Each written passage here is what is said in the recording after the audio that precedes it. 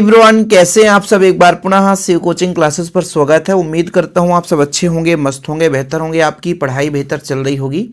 Class 12 physics NCERT में आज हम बात करने वाले हैं आइंस्टीन का प्रकाश विद्युत समीकरण, जो कि काफ़ी महत्वपूर्ण है। यदि आप 12th क्लास में हैं, चैनल पे पहली बार आए हैं तो चैनल को सब्सक्राइब जरूर कर लेना। और इसके पहले जो भी वीडियोज हमने प्रोवाइड किया हमारे चैनल में प्लेलिस्ट में क्रम से मिल जाएगा। बच्चों, यदि आप लोगों को नोट्स लेना होगा तो आप कॉन्टैक्ट नंबर लिख लो 9685299149 9685299149। मात्र 100 रुपये में ऑल चैप्टर के प्रॉपर नोट्स दिए जाते हैं। चलिए शुरू करें बच्चों। आइंस्टीन का प्रकाश विद्युत समीकरण। प्रकाश विद्युत समीकरण, या आप लोगों से कोई पूछ दे कि आइंस्टीन का समीकरण, तो आप लोग यही चीज लिखोगे। हालांकि इसके पहले मैंने प्रकाश विद्युत प्रभाव पढ़ाया था। प्रकाश विद्युत प्रभाव का मतलब, जैसे ये धातु का एक प्लेट है बच्चों, उपयुक्त आवृत्ति का एक विकिरण आपतित हो रहा है, जिसके कारण धातु की सतह से इलेक्ट्रॉन उत्सर्जित होकर के बाहर निकल रहा है। ये परिघटना प्रकाश विद्युत प्रभाव कहलाता है। यानी प्रकाश जब किसी धातु की सतह पर आपतित होती है, उसकी जो आवृत्ति है बच्चों, एक निश्चित आवृत्ति की प्रकाश किरण आपतित होगी, जिसे हम देहली आवृत्ति कहते हैं। लगभग देहली आवृत्ति से कम आवृत्ति की कोई प्रकाश किरण आपतित होगी तो धातु के सतह से इलेक्ट्रॉन उत्सर्जित नहीं होगा। यानी जो प्रकाश की विकिरण धातु की सतह पर या धातु पर आपतित हो रही है, तो उसकी आवृत्ति देहली आवृत्ति के बराबर या उससे अधिक होना चाहिए। तो जब उपयुक्त आवृत्ति का प्रकाश किरण या विकिरण धातु की सतह पर आपतित होता है, तो प्रकाश किरण आपतित होने से ही तात्क्षणिक प्रक्रिया के कारण यहां से इलेक्ट्रॉन उत्सर्जित होने लगता है। बच्चों, ये प्रकाश विद्युत प्रभाव कहलाता है। इसी का अध्ययन सन 1905 में अल्बर्ट आइंस्टीन ने किया था और प्लांक के क्वांटम सिद्धांत के आधार पर प्रकाश विद्युत प्रभाव की व्याख्या की और एक समीकरण प्रस्तुत किया, जिसमें सबसे पहला उन्होंने सहारा लिया कि प्लांक का क्वांटम संख्या क्या कहलाता है, कि जो प्रकाश है बच्चों, वो छोटे छोटे बंडलों या पैकेटों से मिलकर बना होता है। यानी जो प्रकाश विकिरण है ऊर्जा के छोटे छोटे बंडल या पैकेट से मिलकर बना होता है, जिसकी जो ऊर्जा बच्चों एच न्यू के बराबर है। क्या? एच न्यू के बराबर है। प्लांक ने बताया था कि प्रकाश विकिरण ऊर्जा के छोटे छोटे बंडल पैकेट से मिलकर बना होता है। प्रत्येक बंडल को फोटान कहा जाता है। ठीक है, प्रत्येक फोटान की ऊर्जा E बराबर एच न्यू के बराबर होता है। अब यहां से बच्चों आप लोगों को एक ऑब्जेक्टिव भी मिल गया कि फोटान किसे कहते हैं। तो जो भी प्रकाश विकिरण है ऊर्जा के छोटे छोटे बंडल या पैकेट से मिलकर बना होता है, प्रत्येक बंडल या पैकेट को हम फोटान कहते हैं। तो पहला जो आपको समीकरण मिला कि E बराबर एच न्यू, E बराबर एच न्यू जो मिला बच्चों, वो कहां से मिला? प्लांक के क्वांटम सिद्धांत से। ठीक है, कि भाई साहब प्लांक का क्वांटम सिद्धांत क्या कहता है कि जो भी प्रकाश का विकिरण है वो छोटे छोटे ऊर्जा के बंडल या पैकेट से मिलकर बना होता है। उन बंडल को फोटान कहा जाता है, जिसकी ऊर्जा एच न्यू के बराबर होता है। अब जैसे बच्चों ये एच न्यू इस पर आपतित होगी, क्योंकि प्रकाश विद्युत प्रभाव पड़ रहे हैं ना, तो प्रकाश आपतित होगी तो इलेक्ट्रॉन उत्सर्जित होगा।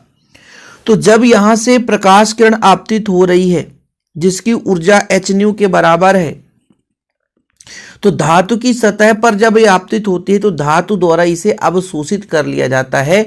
और जब ये अवशोषित होता है तो ये दो भागों में बंटता है। एक तो यहां से इलेक्ट्रॉन निकालने के लिए ऊर्जा लगती है, और दूसरा बच्चों इलेक्ट्रॉन निकल करके आगे की ओर बढ़ता है, यानी गतिज ऊर्जा में व्यय हो जाता है। यानी हमने क्या कहा कि धातु की सतह पर एच न्यू ऊर्जा की प्रकाश किरण, एक निश्चित आवृत्ति की प्रकाश किरण बच्चों आपतित हो रही है। ये अवशोषित धातु के द्वारा इसे अवशोषित कर लिया जाएगा, लेकिन जो अवशोषित ऊर्जा है वो दो प्रकार से व्यय होगी।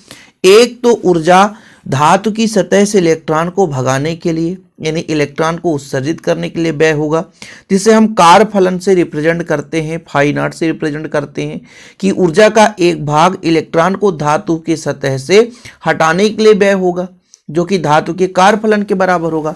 कार फलन क्या है? किसी भी धातु की सतह से इलेक्ट्रॉन उत्सर्जित होने के लिए आवश्यक ऊर्जा कार फलन है। तो जो प्रकाश किरण h न्यू ऊर्जा की आपतित हो रही है बच्चों, तो यहां से एक भाग जो ऊर्जा है वो कार्यफलन के रूप में व्यय हो जाएगा, और जो दूसरा ऊर्जा जितना बचा बच्चों वो अधिकतम गतिज ऊर्जा के रूप में व्यय हो जाएगा। यानी हम यहां पर कह सकते हैं कि गतिज ऊर्जा आपका 1/2 mv² हो गया, और कार्यफलन फाई नॉट जो दोनों का योग किसके बराबर होगा, h न्यू के बराबर होगा कि नहीं होगा बच्चों। इसलिए जो h न्यू है वो दो भागों से मिलकर बनेगा। जो h न्यू है ये ऊर्जा है, जो प्रकाश किरण आपतित हो रही थी उसकी ऊर्जा है बच्चों।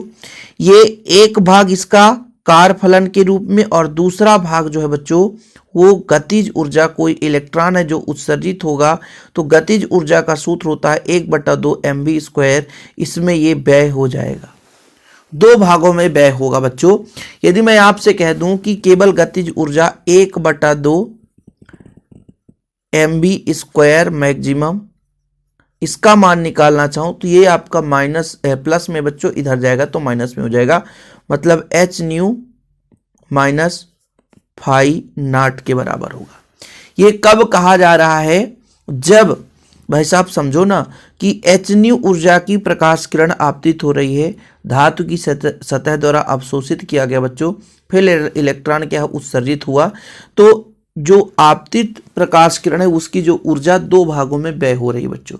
एक तो है ना धातु के सतह से निकालने के लिए जो कार्यफलन होता है यानी ऊर्जा लग रहा है इलेक्ट्रॉन को निकालने के लिए, दूसरा इलेक्ट्रॉन की अधिकतम गतिज ऊर्जा के लिए। अब ये बोला गया कि मान लीजिए आपतित फोटॉन की आवृत्ति देहली आवृत्ति के बराबर है। देहली आवृत्ति का मतलब है जिस आवृत्ति पर केवल इलेक्ट्रॉन उत्सर्जित हो सके, उससे अधिक ना हो, बिल्कुल एकदम फिट हो, तो केवल और केवल ये जो एनर्जी है वो कहाँ व्यय होगा, धातु से सतह से इलेक्ट्रॉन निकालने के लिए, गतिज ऊर्जा के लिए व्यय नहीं होगा। उस स्थिति में मान लीजिए ये बोला गया कि यदि फोटॉन की आवृत्ति वो किसके बराबर हो जाए, ये न्यू किसके बराबर हो जाए, देहली आवृत्ति के बराबर हो जाए। देहली आवृत्ति मतलब वो एक न्यूनतम आवृत्ति जिस आवृत्ति पर इलेक्ट्रॉन उत्सर्जित हो सके, ठीक है, तो वो देहली आवृत्ति कहलाता। क्या कहलाता बच्चों, देहली आवृत्ति, जो कि म्यू नॉट के बराबर हो जाए। इस स्थिति में गतिज ऊर्जा पर बल नहीं दे पाएगा, तो गतिज ऊर्जा का मान कितना हो जाएगा, 0 हो जाएगा। थोड़ा बात को समझिए, कहानी में ट्विस्ट कब आता है, जब बेहतरीन बेसिक से आप समझते हैं। इस स्थिति में मान लीजिए इसको समीकरण देते बच्चों, तो समीकरण 1 में इसका मान 0 कर देते, इसका मान 0 कर देते, तो 0 बराबर कितना आता है, h nu minus phi naught. तो पक्षांतर हो जाता बच्चों कि फाई नॉट बराबर हो जाता, और ये आवृत्ति जो है वो देहली आवृत्ति के बराबर हो जाता। इसका मान हम समीकरण 1 में रख देते, कहाँ रख देते बच्चों, समीकरण 1 में रख देते।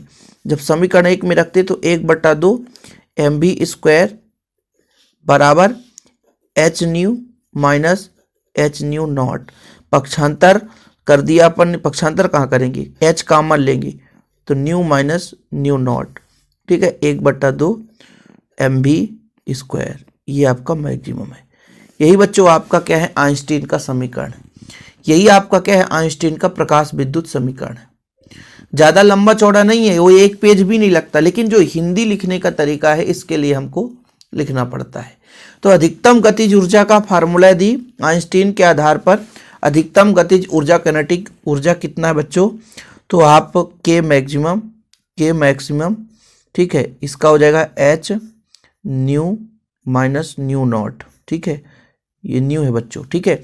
तो के मैक्सिमम का मान हमने माना है, के मैक्सिमम का मान कितना आया है, 1/2 mv² मैक्सिमम, ठीक।